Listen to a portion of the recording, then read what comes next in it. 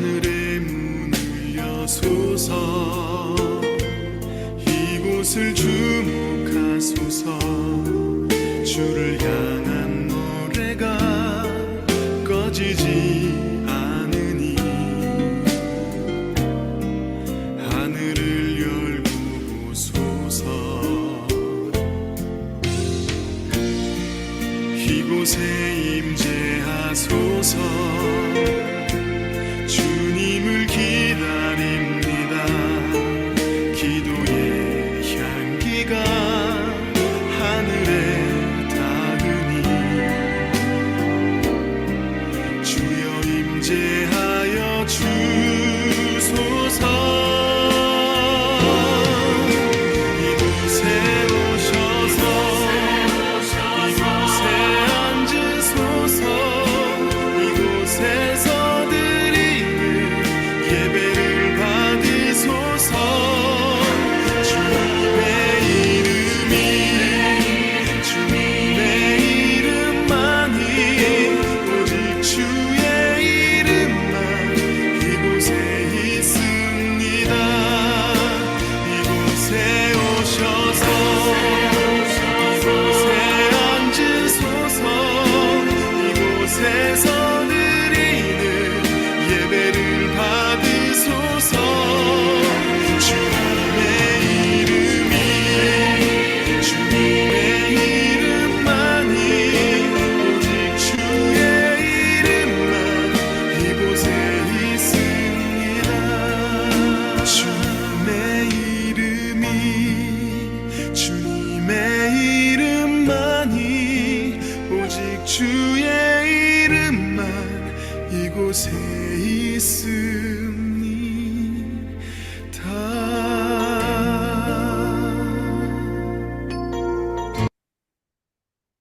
한 번 더 드리시겠습니다. 하늘의 문을 여소서 이곳을 주목하소서 주를 향한 노래가 꺼지지 않으니 하늘을 열고 보소서. 이곳에 임재하소서 주님을 기다립니다. 기도의 향기가 하늘에 닿으니 주여 임재하여 주소서. 이곳에 오셔서 이곳에 앉으소서. 이곳에서 드리는 예배를 받으소서. 주님의 이름이 주님의 이름만이 오직 주의 이름만 이곳에 있습니다. 이곳에 오셔서 이곳에 앉으소서. 이곳에서 드리는 예배를 받으소서. 주님의 이름이 주님의 이름만이 오직 주의 이름만 이곳에 있습니다. 주님의 이름이 주님의 이름만이 오직 주의 이름만 이곳에 있습니다.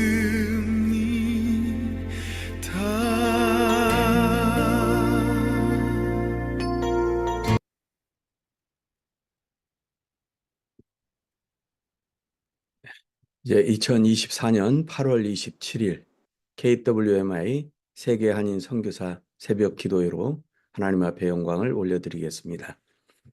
형제들아, 내가 우리 주 예수 그리스도의 이름으로 너희를 권하노니 모두가 같은 말을 하고 너희 가운데 분쟁이 없이 같은 마음과 같은 뜻으로 온전히 합하라. 아멘. 우리를 대표해서 이진자 선교사님 기도 인도해 주시겠습니다.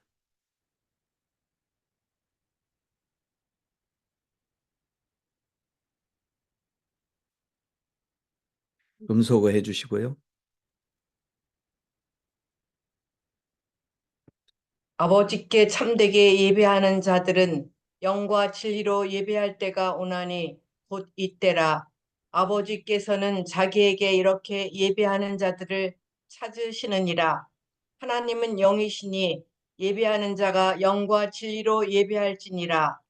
길이요 진리요 생명 되신 살아계시는 하나님 아버지, 코로나로 예배를 드릴 수 없었던 상황에 이렇게 놀라운 방법으로 예배와 기도의 공동체를 만들어주신 하나님께 감사드립니다.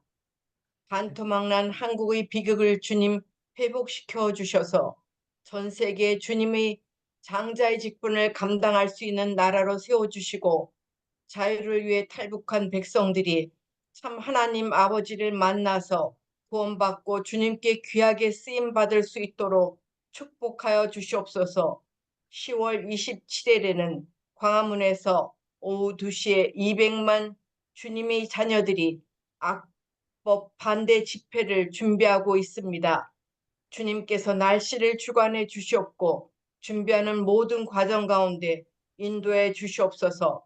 주님이 말씀이 이루어지는 나라가 되게 하여 주시옵소서.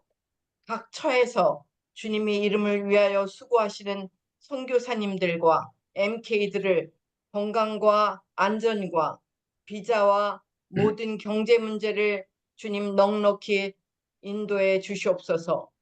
이 시간 부산대학교 김재호 교수님을 보내주셔서 감사드립니다.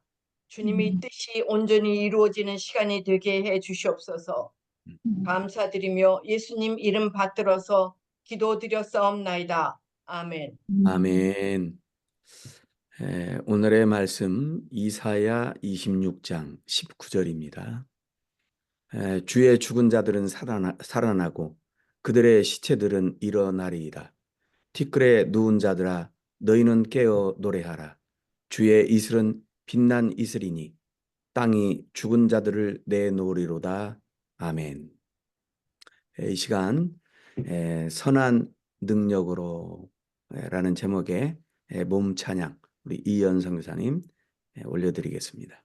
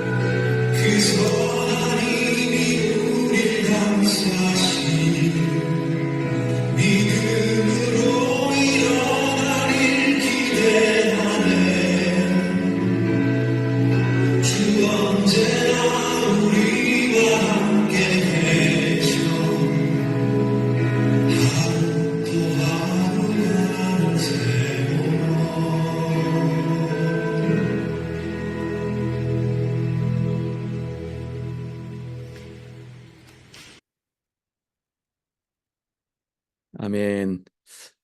오늘 우리에게 말씀을 나눠주실 강사님, 우리 김재호 교수님을 소개합니다. 부산대 전기기계학과를 졸업하셨고 카이스트에서 석박사, 지금 현재 부산대 교수로, 그리고 부산대 영상 IT 산학 공동 BK21 사업단장으로, 또 부산대 문화 콘텐츠 개발 원장으로 그렇게 수고하고 계시고요. 저서로서는 부흥의 우물이라는 책이 있습니다. 이제 우리 김재호 교수님 나오셔서 말씀 나누어 주시겠습니다. 교수님 부탁합니다.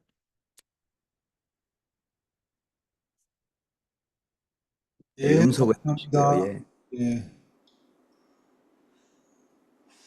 네, 제가 언제까지 끝내야 되는지 다시 한번 알려주시면 감사하겠습니다. 45분에서 50분입니다. 예, 알겠습니다. 감사합니다. 제가 화면을 공유하겠습니다. 잘 보이시나요? 네, 예.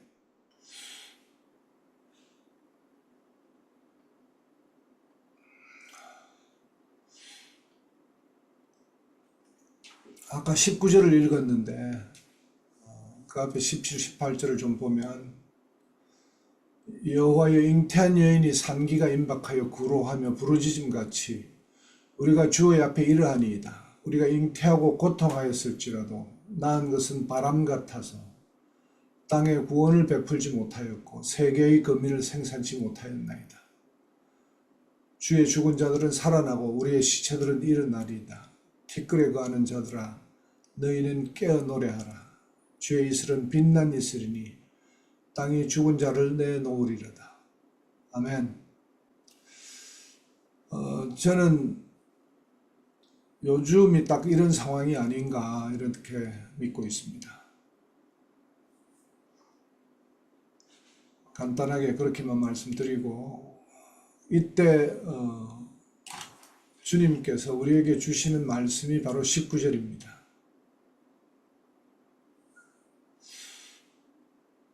티끌에 거하는 자들아, 바로 그것이 우리가 지금 뒹굴고 있는, 우리가 무언가 하려고 애쓰고 있는 그런 모습이고, 주께서는 깨어 노래하라고 말씀하십니다. 과연 이것이 무엇인가 우리는 주님 앞에 여쭙고 또 주님의 인도함을 받았으면 좋겠습니다. 주의 이슬은 빛난 이슬이니 땅이 죽은 자를 내어놓으리로다. 우리의 바람입니다. 기독교는 종교가 아닙니다. 혁명입니다. 이것은 고 이민하 목사님이 한 설교에서 외친 말씀입니다.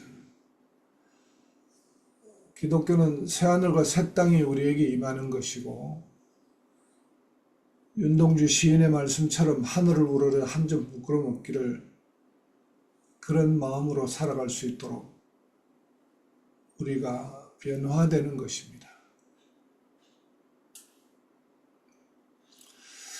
저는 오늘 제 고민은 기독교가 쇠퇴하고 있는데 근본적인 대안은 무엇인가? 그리고 좀 더 질문을 다시 하면 본질적으로 회복된다는 건 뭘 얘기하는 것인가? 그리고 또 우리에게 답이 있는가?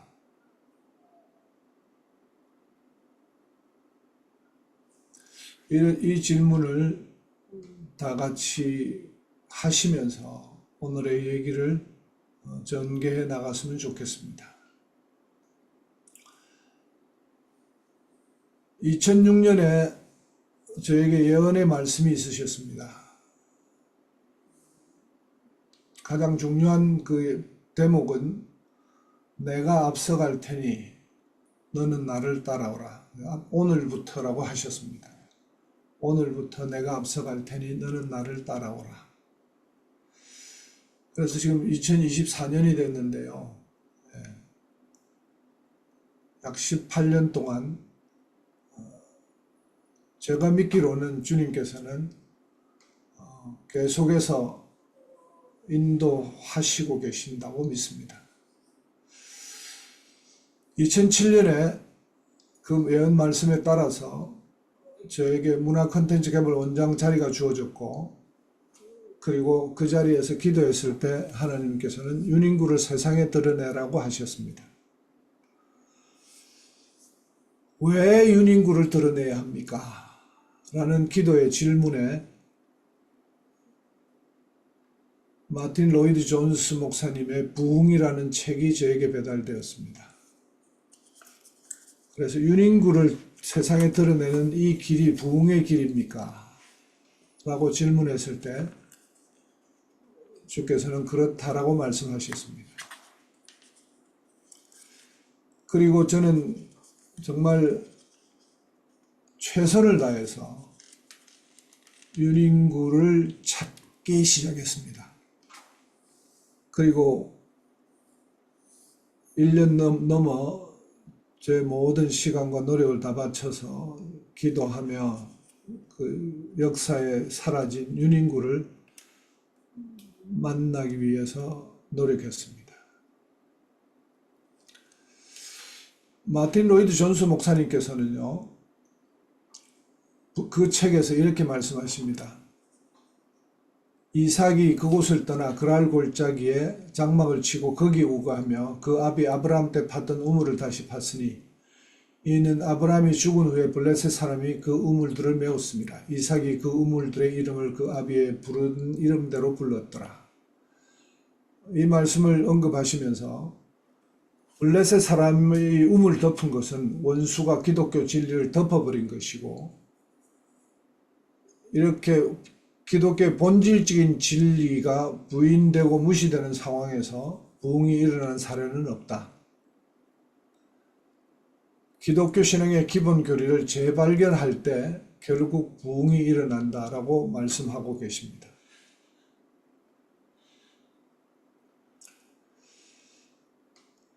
그러면 윤인구를 통해서 우리가 잃어버렸던 기독교의 본질적인 진리를 만날 수 있습니까?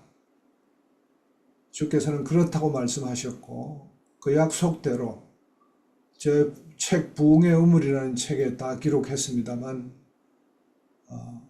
윤인구는 과연 적어도 저에게는 잃어버렸던 기독교의 본질적인 진리를 만나는 길이었습니다. 저는 윤인구를 만나고 그 이후에 주님 이제는 뭘 해야 됩니까? 라고 했을 때 거룩한 세대를 일으키는 기도를 하라고 하셨습니다. 거룩한 세대의 기도 운동을 10년을 하고 나서 그 10년의 기도 이후에 하나님께서는 비로소 저에게 책을 쓰기를 허락하셨습니다. 저 나름대로 책을 쓰려고 3번이나 시도했는데 그때는 은혜를 주시지 않으셨고, 거룩한 세대 기도 운동을 10년 한 이후에 책을 쓰라는 은혜를 주시고, 그때는 모든 것이 순적하게 하나님께서 은혜로 인도하셨습니다. 결국 요약하자면 저에게 주께서 저를 인도하신 저의 그 삶의 여정을 말씀드리면, 윤인구를 만나서 기독교의 본질적인 진리가 무엇인지 알고, 그리고 그렇게 10년을 기도하면서 살아보면 제 삶이 어떻게 바뀌고, 그리고 제가 이해하는 하나님과 윤인구를 만나면서 깨달았던 그 모든 것들의 진리가 나의 삶에서 10년 동안 어떻게 역사하는지 그걸 경험을 한 이후에 책을 쓰게 하셨습니다. 이 책은 쉽게 쓰여진 책은 아닙니다. 정말 기도 가운데 썼고, 제가 책을 쓸 때 느낀 한 가지의 마음은, 주님, 제가 쓰면 안 되겠습니다. 제가 쓰면 저의 글이 나오는데 저의 글로는 이 내용을 전달할 수가 없습니다. 그러니 주님, 시인의 마음을 주십시오. 그래서 그 기도 이후에 주께서 시인의 마음을 주셨고, 제가 글을 적어 내려가는 동안에 여러 가지 그 시인들이 가질 수 있는 표현과 시가 이 책에 많이 담겨 있습니다.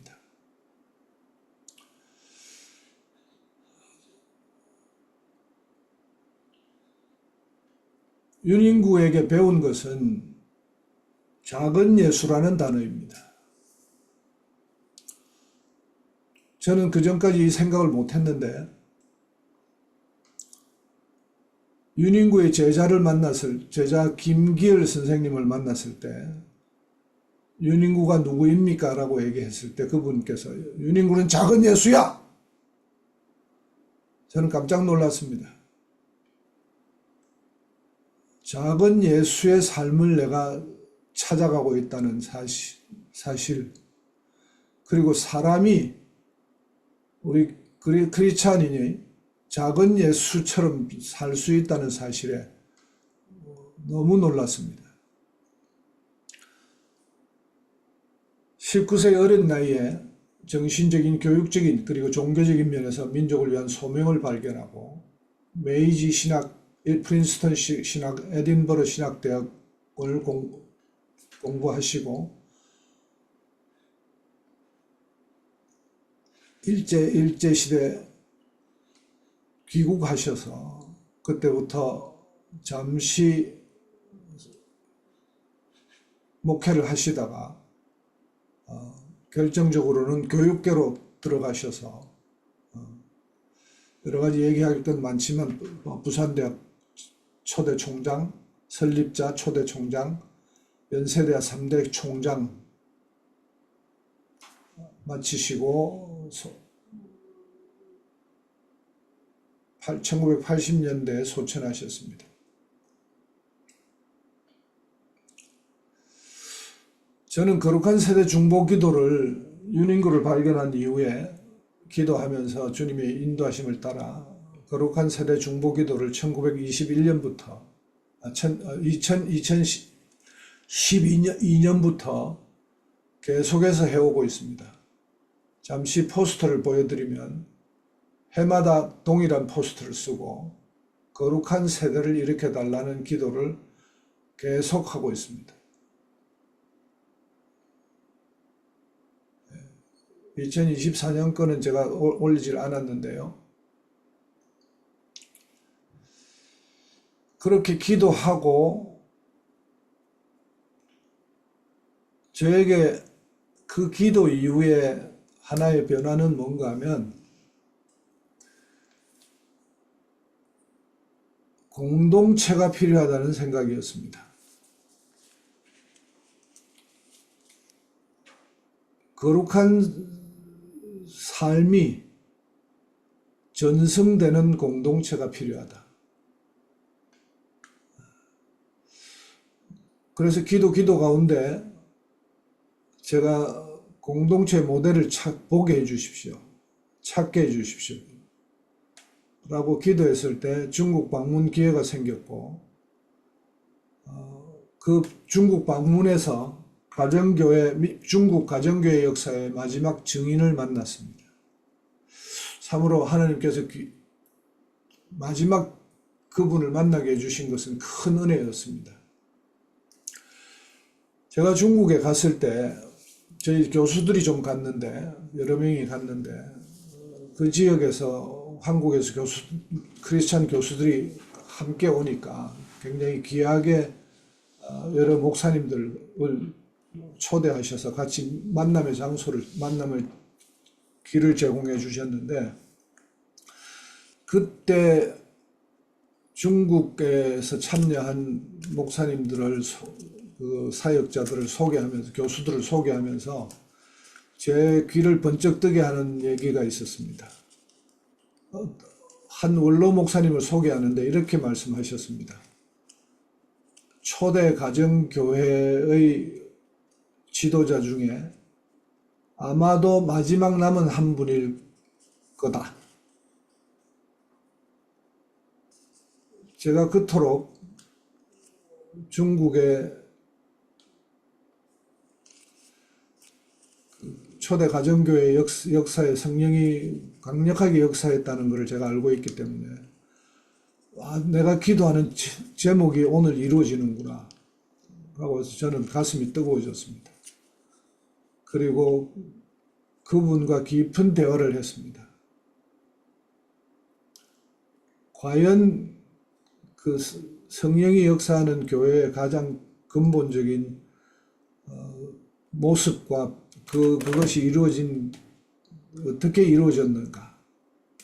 1949년 공산주의 혁명과 1960년 문화혁명 이후 중국 교회는 완전히 무너지고 선교사들은 다 쫓겨나고 가정교회 리더들은 다 잡혀 들어가고 완전히 지도자 없는 양떼들만 남았을 때, 그때 그 양떼 중에 한 사람이었던 그 원로 목사님께서 저에게 바로 그 시간을 다 생생하게 증언해 주셨습니다.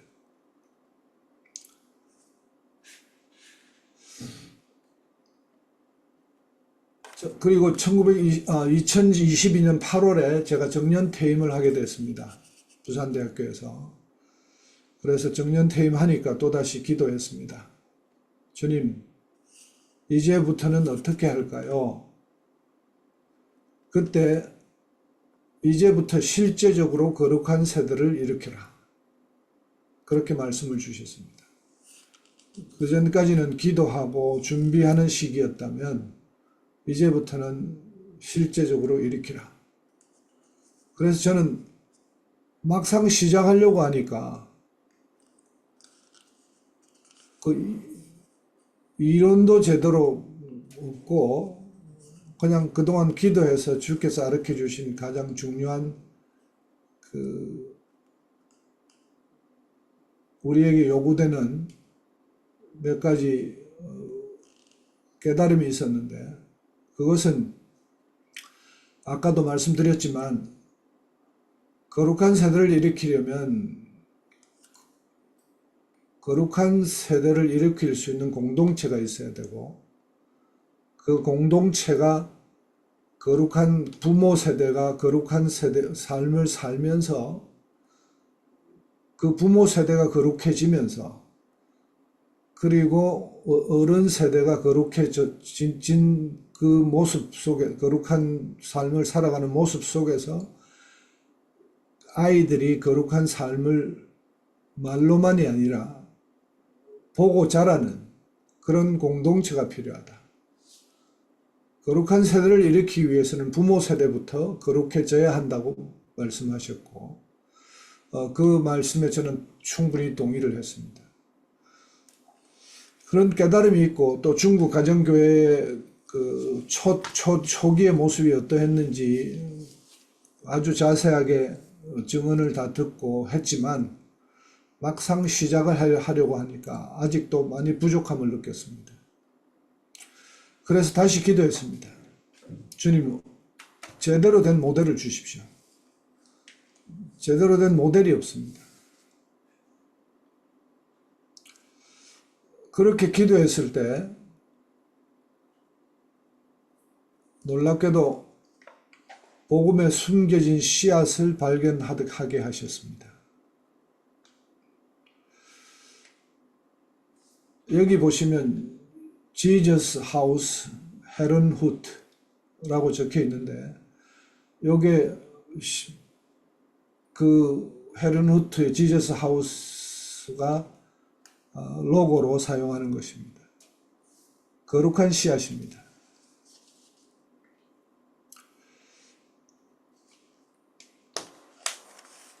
그때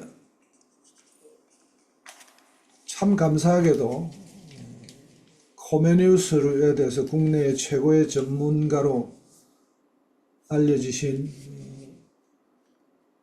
그 총신대 총장을 지내신 정일웅 총장님을 만났습니다. 그리고 코메니우스라는 분을 알게 됐습니다.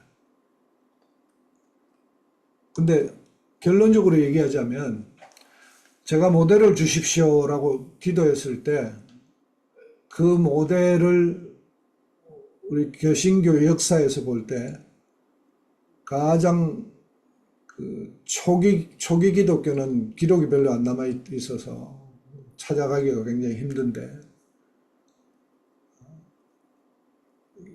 개신교가 핍박받을 때 종교개혁을 일으켜낸 세력 중에 코메니우스의 형제연합교회가 있고 그 안에 복음에 숨겨진 씨앗이 있다는 것을 발견했습니다. 간단하게 코메니우스 일생을 보면 얀 후스가 종교개혁 주장하다가 화형을 당했고 형제연합교회는 1415년에 시작을 해서 화형당한 이후에 급격한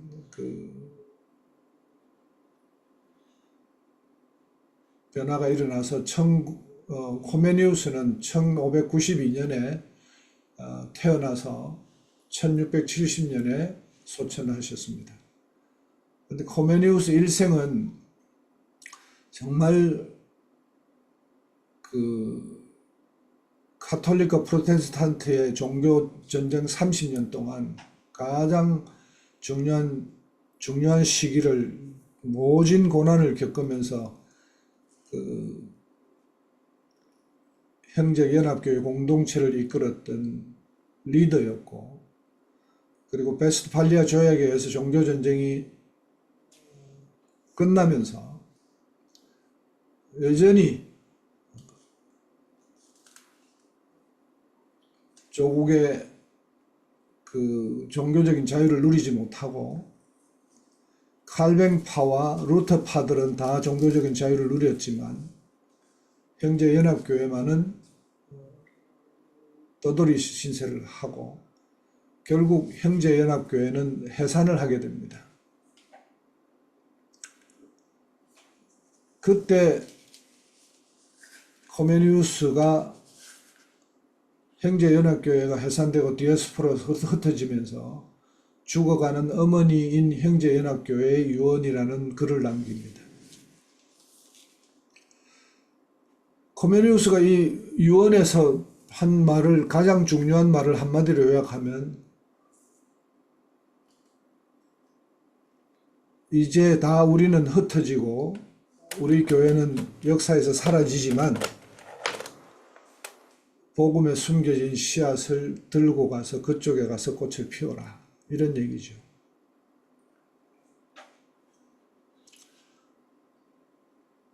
코메니우스의 저서가 약 250권이 됩니다. 그리고 코메니우스조차도 역사에서 잊혀졌다가 1935년 인간사 개선을 위한 포괄적 재현이라는 그 원고 뭉치가 발견되면서 1900년대에 들어와서 코메니우스가 재조명됩니다. 그리고 이분이 남겼던 특히 교육과 공동체에 대한, 또 주님에 대한, 여기 보시면 코메니우스의 범교육학, 대교 수학, 어머니 학교 소식, 코메니우스 유아학교, 요거는 그림으로 배우는 세계 도해. 그래서 1966년에 이르러서 제1회 코메니우스 국제 컨퍼런스가 생겨나고 지금도 계속되고 있습니다. 코메니우스를 향한 국제 컨퍼런스가 만들어질 정도로 이분의 족적에 대한 연구가 많이 되고 있고 그만한 가치가 있는 분이라는 것을 이제 특히 학계에서 인식하기 시작했습니다. 저는 코메니우스에 대한 전혀 모르다가 정일웅 총장님의 소개로 알게 되면서 점점 분명하게 제가 깨달게 된 거는, 우리가 거룩한 세대를 기르기 위해서 이분의 가르침이 완벽한 모델이 되겠다. 그 가능성이 있겠구나. 그래서 제가 그 가능성이 있겠다고 얘기를 했을 때 정일웅 총장님께서 너무 기뻐하셨습니다. 바로 그렇다. 그러면서 정일웅 총장님과의 교제를 이어가고 있고, 저는 저 나름대로 더 탐구를 했습니다. 과연 이 코메니우스 안에 우리가 바라는 길의 완전한 모델이 있을 수 있겠는가? 있을 가능성은 있다. 그러나 완전한 모델을 찾고 싶었습니다. 형제연합교회를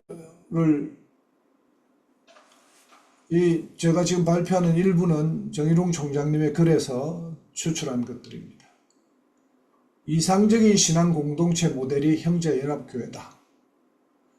그 형제연합교회 자체가 초대 교회의 사도적 신앙 공동체를 염원하며, 첫 번째로 성경은 구원의 절대적인 진리 말씀을 믿은 공동체이며, 두 번째 성경 말씀을 실천하고 믿음대로 순종하는 공동체였으며, 교회의 훈육을 자랑스럽게 여기는 공동체였으며, 신앙의 자유를 누리는 공동체였다. 여기서 1, 2, 3, 4 다 중요하지만 특별히 교회의 훈육을 자랑스럽게 여기는 공동체였다는 것이 너무 중요하게 다가왔습니다.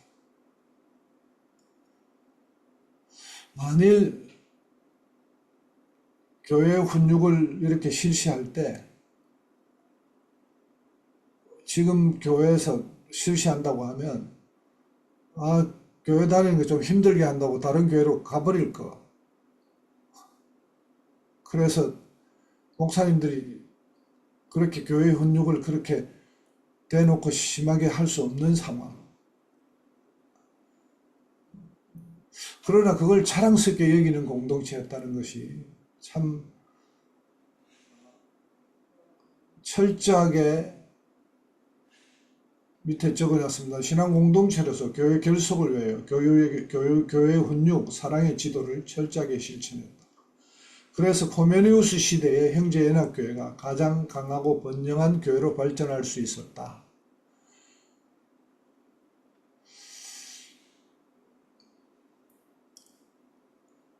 저는 그런 얘기들을 보면서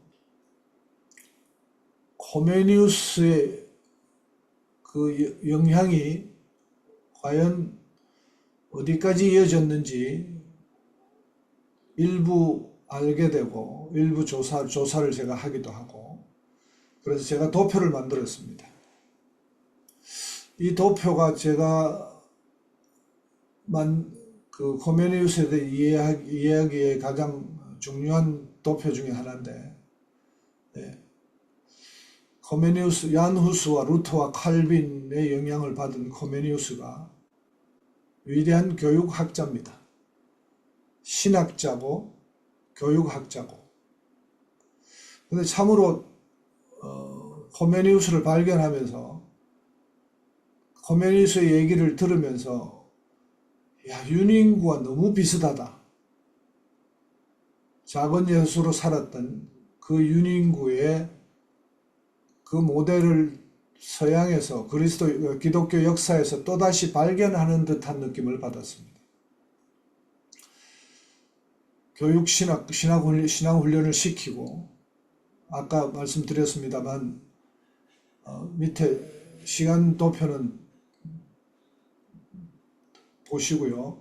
형제연합교회의 교육과 전통이 코메니우스가 결국 형제연합교회의 문을 닫으면서 그 형제연합교회의 교육과 전통이 진젠도르프에게로 바톤 타치가 됩니다.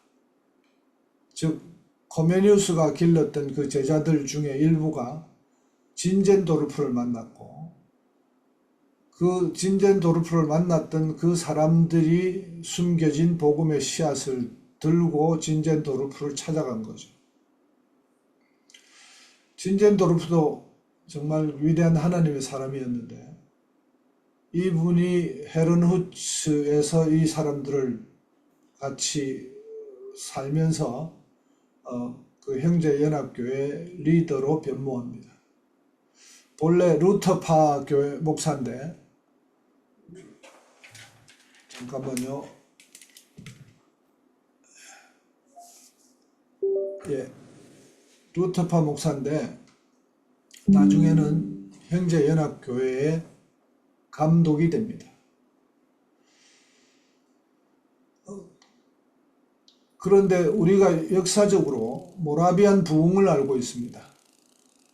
1727년에 모라비안 부흥이 일어났다. 이 정도도 저도 알고 있었는데, 이게 이렇게 모라비안 부흥이 코메니우스와 연결되어 있다는 것 자체를 이 이후에 알게 됐습니다. 그리고 이때 복음의 숨겨진 씨앗이라고 하는 이것이 계승되어서 전달되었다. 그것은 역사적으로 찾아보면 진젠도르프가 자기에게 온 이 피난해서 온 형제연합교회 사람들을 보면서 참 귀한 신앙의 공동체의 모습이 있는데, 이 사람들을 자기가 몸담은 루터파 교회로 끌어들이려고 했는데 이 사람들이 끌어들여지지가 않습니다.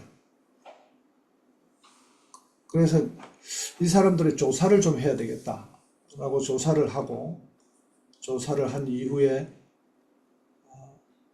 진젠도르프가 자기가 전혀 몰랐던 이 사람들이 훈련받았던 코메니우스라는 사람이 있었다는 걸 알게 되고, 코메니우스가 남겼던 글을 읽게 됩니다.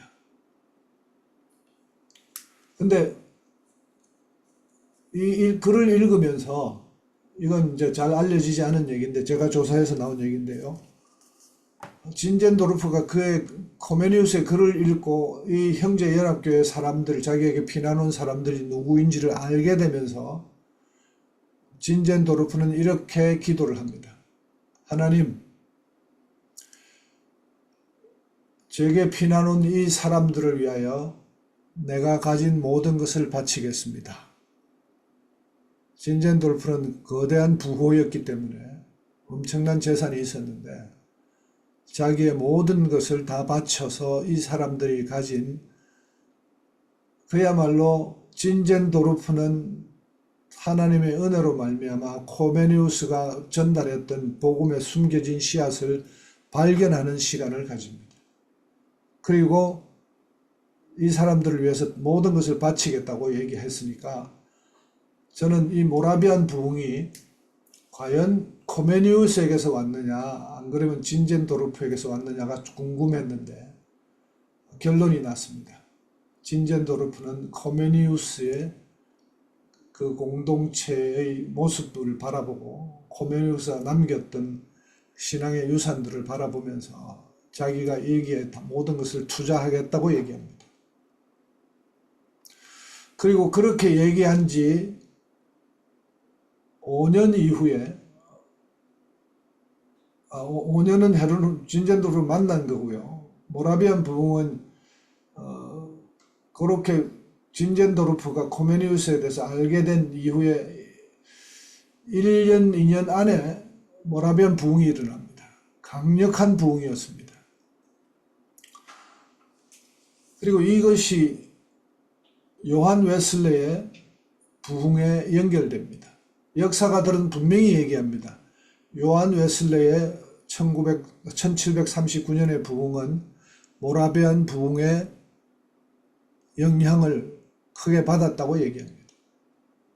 요한 웨슬레가 믿음을 회복하게 된 계기도 모라비안 형제들에 의해서 믿음을 회복했고, 성령을 받은 것도 요한 웨슬레가 그 모라비안 형제들의 영국 집회에 가서 그때 성령을 체험하게 되고, 그 부흥이 일어난 이후에 잘 아시다시피 온 세상에 영적 대각성이 일어나고 위대한 선교의 시대가 일어났으며 평양 대부흥이 일어났습니다.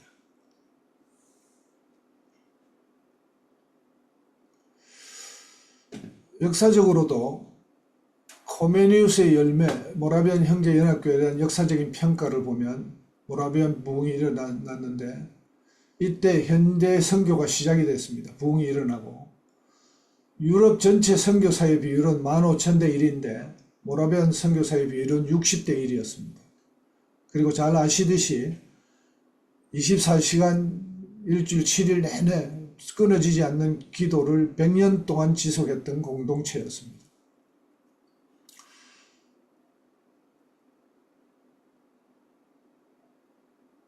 체코 지방, 보헤미아 지방에서 쫓겨나서 폴란드를 거쳐서 헤르누트에 가서 정착을 했는데 약 200명이 이주했습니다. 그리고 그 작은 공동체에 부흥이 일어났습니다. 역사가들의 평가는 유럽 선교의 누르기다. 초기 영국 부흥의 중요 요소요. 영국 의회는 인정할 때 역사 있는 프로테스탄트 감독교회라고 인정했고 존 웨슬리의 부흥운동은 모라비아 형제연합에게서 받은 감화 때문이다. 그리고 모라비안 형제연합은 경건주의의 최상의 결실이다. 라고 얘기합니다. 이 작은 마을에서 어마어마한 그 부흥이 일어났다. 아까 말씀드렸는데 요거는 간단하게 언급하겠습니다. 헤르누트로 이주하고 진젠도르프에게 갔던 데이비드라는 형제가 있는데 이 형제가 진젠도르프를 만나서 그때 코메니우스의 권징 지침을 발견하고 코메니우스의 시를 발견합니다. 그래서 이걸 읽고 나서 이 도피하고 있는 자그마한 주님의 제자들의 모임을 유지하고 있는데 내가 가진 모든 것을 바치겠나이다. 라고 주님께 기도하고 돌아가서 자기가 발견한 것들을 모라비안 형제들에게 얘기했을 때 모라비안 형제들은 그동안 잊어버리고 있었던 옛 교회, 코메니우스 하에서 가장 번성했던 해산하기 직전에 그 옛 교회를 회복하고 싶은 강력한 열망이 일어났다고 적혀 있습니다. 그래서 진젠도르프가 이렇게 얘기하고 회복 열망이 일어나면서 불이 붙기 시작했고 그 얼마 되지 않아서 부흥이 일어났습니다. 강력한 성령의 역사가 일어났습니다. 밑에 있는 것은 제가 찾았던 책의 레퍼런스입니다. 형제연합교회는 1, 2, 3 중에서 아까 3을 얘기했죠. 조금 시간 절약하기 위해서 좀 넘어가겠습니다. 결론적으로 초대교회 사도적 신앙 공동체, 형제의 사랑, 평등, 신앙의 자유를 경험하는 참된 복음적 공동체, 교회 공동체의 결속을 위하여 코메니우스에 하여서 가장 강하고 번영했다. 코메니우스는 경건 훈련을 시켰는데 이것도 나중에 또 더 깊이 연구하기로 하고 넘어가겠습니다. 오늘은 시간이 아주 좀 절약돼야 되기 때문에 코메니우스는 경건 훈련의 참된 경건의 정의와 경건의 단계, 경건의 출처, 경건을 얻는 방법 여러 가지로 체계적으로 다 지도를 했고 선행은 참된 기독교의 표현이다. 그래서 평생 동안 자기 희생을 하도록 훈련받았다는 것을 의미한다. 참으로 코메니우스가 가르쳤던 그 제자들이 이런 경건을 사모하고 그리고 끊임없이 선행에 대해서 해나가면서 그런 사람들 성령 안에서 하나님의 은혜를 누리는 그 사람을 요한 웨슬레가 만났고 요한 웨슬레가 크게 감동을 받습니다. 고메니우스는 이론과 행동이 분리되지 않도록 하라. 내가 아는 모든 좋은 일을 행동에 옮겨라. 더 많이 성취할 수 있다면 얼마나 좋을까. 그렇지 않으면 열망이 더 일어나든지. 이 코메니우스의 말에서 코메니우스 안에서 얼마나 뜨거운 열망들이 일어나고 있는지를 알 수 있습니다. 하나님께서 주신 열망들이, 그래서 오늘 성경 말씀에 깨어 노래하라.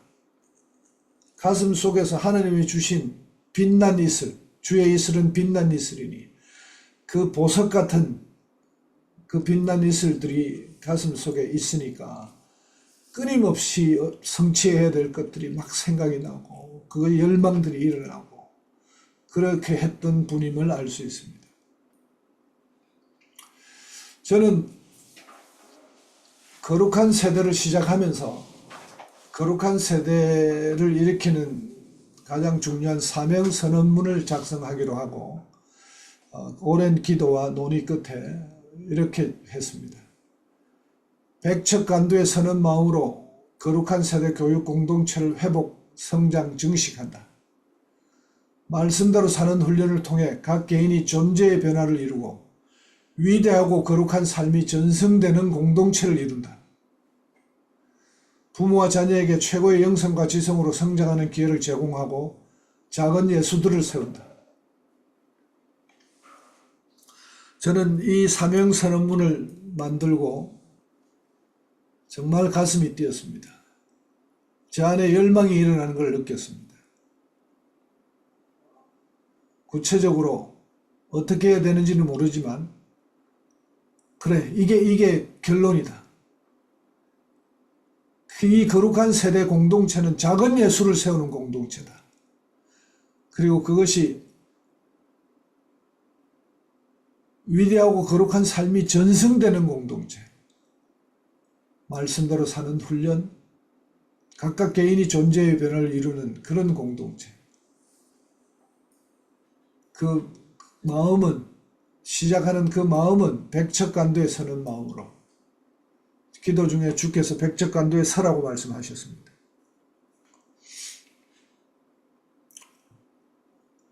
이렇게 거룩한 세대를 세워야 되겠습니다. 그렇게 제가 이렇게 얘기하니까 다른 분이 제자훈련, 목장, 가정교회, 대안학교 수많은 운동가 단체가 있는데 그러면 거룩한 세대가 다른 점이 뭐냐? 그 답을 하기 위해서 제가 기도하며 정리했습니다. 거룩한 세대 운동의 가장 특징은 주께서 내가 앞서갈 테니 너는 나를 따라오라고 하신 말씀대로 주님의 인도하신 대로 움직여야 됩니다. 그리고 이 운동은 10년의 기도로 준비했습니다. 주께서 인도하신 거룩한 세대 기도 10년을 하고 앞으로도 이 기도가 계속 함께 가는 운동입니다.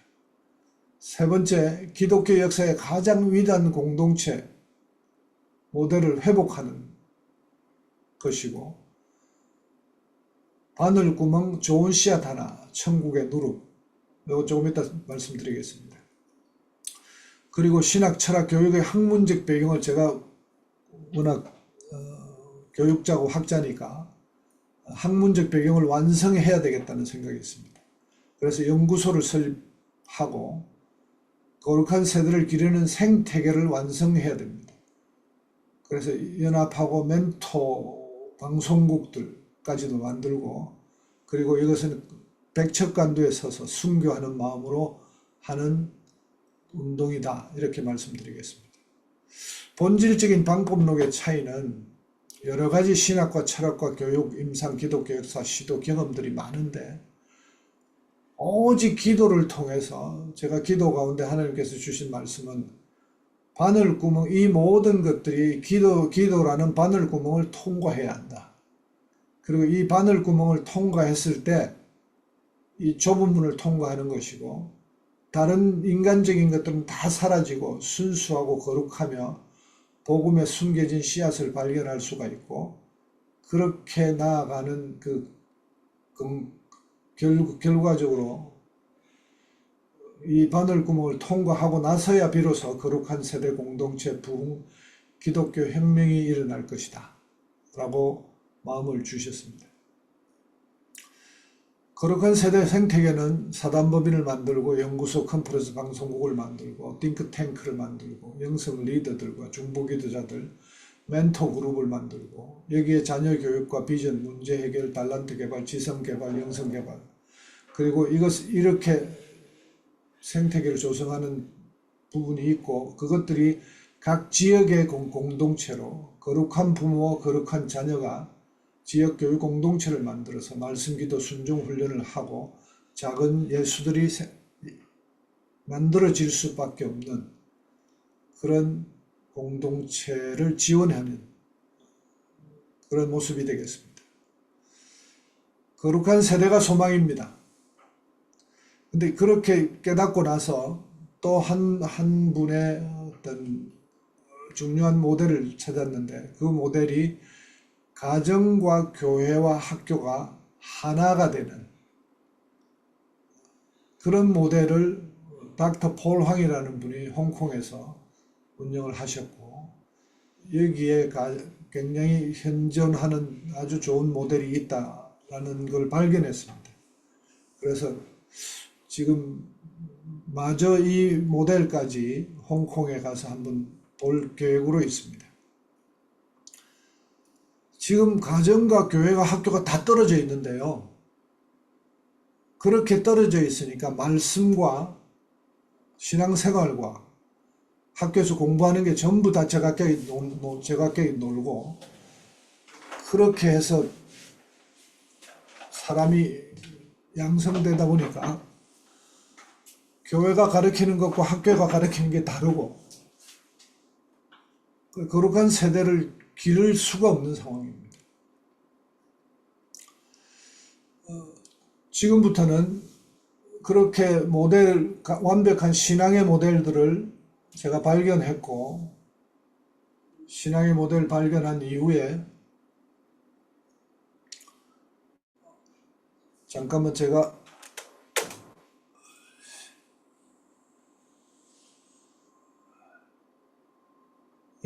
거의 끝날 때가 다 돼가니까요. 다시 한번 마무리하겠습니다.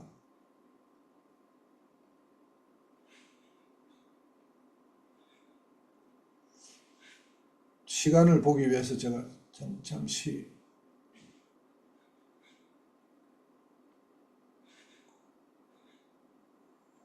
됐습니다.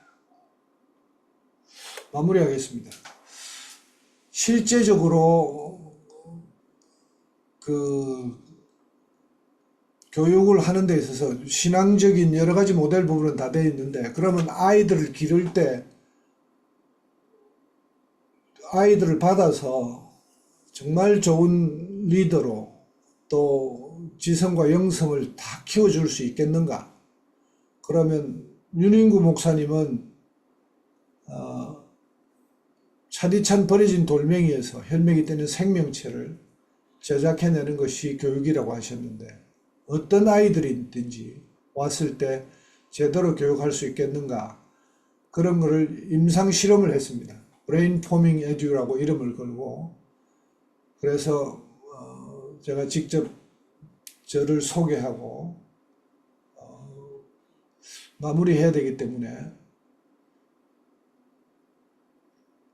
그래서 슬라이드만 잠시 이래 보면 교육 철학을 제대로 다시 세팅하고 코메니우스와 비고츠키, 존 하티의 교육 기반들을 하고 하버드 대학과 그 다음에 사이먼 퍼스터 유니버시티의 사고하는 교실, 다중지능 이런 이론적인 것들을 다 해서 브레인 포밍 교육 에듀케이션의 프레임워크를 제가 만들고 화면이 안 나옵니다, 교수님.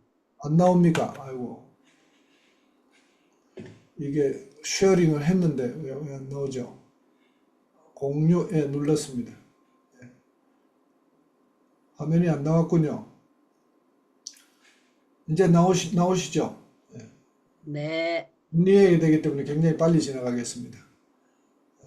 커메니우스 비고츠계 존 하티의 교육에 대해서 공부를 하고 하버드 대학의 하워드 가드너의 다중주의, 그 다음에 사고하는 교실, 이런 여러 가지들이 다, 그리고 인지과학의 그 발달됐던 것들을 교육에 도입하고, 그 다음에 교육의 프레임워크를 만들고, 그래서 실제적으로 해보았습니다. 그랬더니 애들이 실제 공부하는 데 있어서도 참 망가진 애들이 많이 좋아지는 것을 발견했습니다. 아, 이렇게 하면 되겠구나 라고 해서 임상 실험까지 하고, 이제 제가 오늘 이 자리에서 이제 거룩한 세대를 일으키라는 걸 이 자리에서 말씀드리면서 제가 깃발 사진을 올려놨는데, 깃발을 드는 것이 바로 이겁니다. 저는 거룩한 세대를 일으킬 때 이게 제 혼자 힘으로 도저히 할 수가 없어요.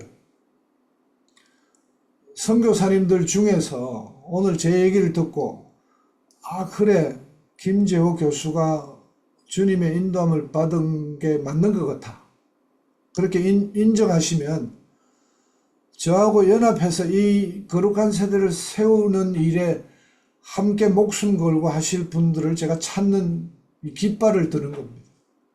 제가 깃발을 드니까 이 깃발에 좀 모여 주십시오. 그리고 오늘 이 자리에서 이 말씀 드리는 이유는요, 세계 선교사님들 다 각 나라에 흩어지신 모든 그 자녀들 거룩한 세대로 키울 수 있는 공동체 안에서 그 거룩한 세대로 키워 드리겠습니다. 저에게 임상시험 결과도 있고 또 아이디어도 있고, 그리고 정말 기도하면서 주님의 인도함을 받는 그런 공동체로 함께 하실 분들을 저하고 연합해서 제가 그 말씀을 드립니다. 깨어 노래하라, 위대한 꿈을 꾸라. 저는 이 말씀이 너무 좋습니다. 예, 지금은 참 힘들고 내 자녀 교육하는 것도 너무 힘들고 또 다른 아이들까지 선교지에서 너무나 힘들게 수고하고 계신데, 그 선교지에서 거룩한 세대를 키워야 됩니다. 다른 비슷한, 제가 조금 그런 얘기를 해서 죄송한데, 작은 예수가 아닌 조금 비슷한 그런 아이들을 키워서는 소용이 없습니다. 한 명 한 명 다 작은 예수로 키워야 됩니다. 그래서 이 공동체가 얼마나 순수하게 복음으로 뭉쳐 있느냐, 그리고 주님의 인도함을 따라가고 있고 성령의 인도함을 받고 그 안에서 그 작은 공동체가, 왜냐하면 크게 시작하면 제대로 할 수가 없으니까 작은 것부터 가장 작은 단위에서 가장 완벽한 모델로 시작해서 조금씩 키워나가면서 그렇게 가야 된다고 믿습니다. 감사합니다. 감사합니다. 감사합니다. 예, 이제 우리 심미연 선교사님 주신 말씀을 가지고 기도 인도해 주시겠습니다. 네, 우리 같이 특별히 우리 8번 말씀에 8번에 집중하여서 기도하시면 좋겠습니다. 우리 김지호 교수님 계속적으로 이뤄가고 또 우리 새삼중이 일한 일에 대해서 우리가 사용받을 수 있도록 그래서 같이 기도하겠습니다. 주님 부르시고 같이 기도하시겠습니다. 주님, 하나님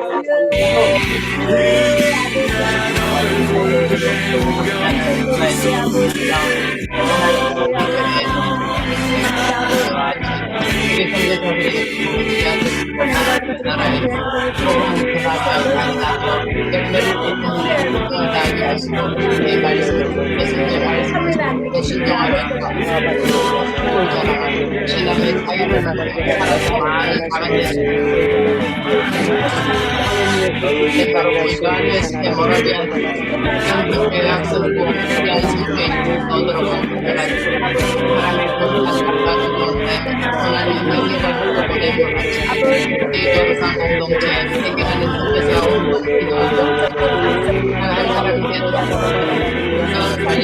되도록 관리하고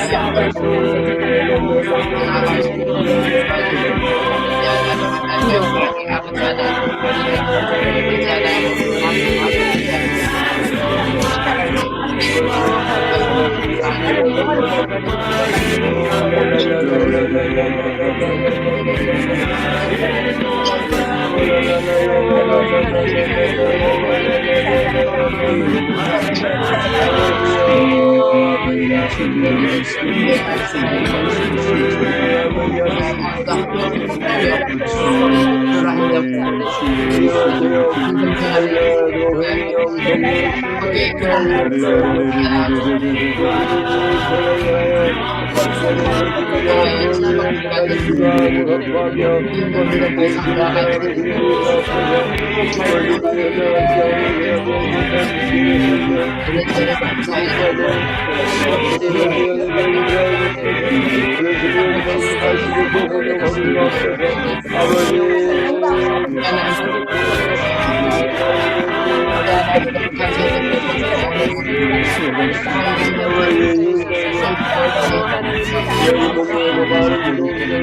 방과 운동의 모든 세계를 많은 운동을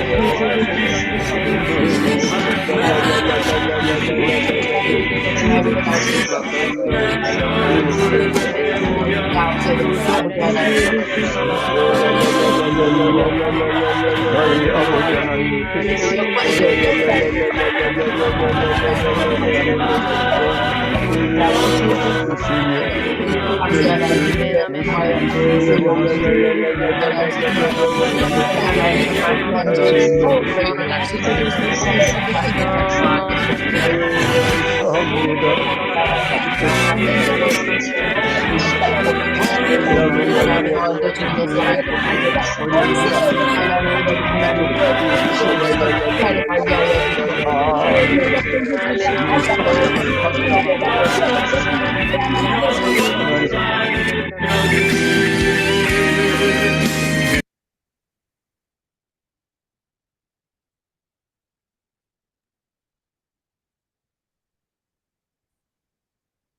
지금은 우리 인생의 모든 문제를 해결하기 위해 이 땅에 사람의 몸을 입고 오셔서 우리 인생의 모든 죄짐을 짊어지시고 십자가에 못 박혀 죽으심으로 구원을 이루어 주신 우리 구주 예수 그리스도의 은혜와 하나님 우리 아버지의 무한하시고 극진하신 사랑하심과 성령님의 감동하시고 감화하사 하나님과 교제케 하시는 그 큰 은사가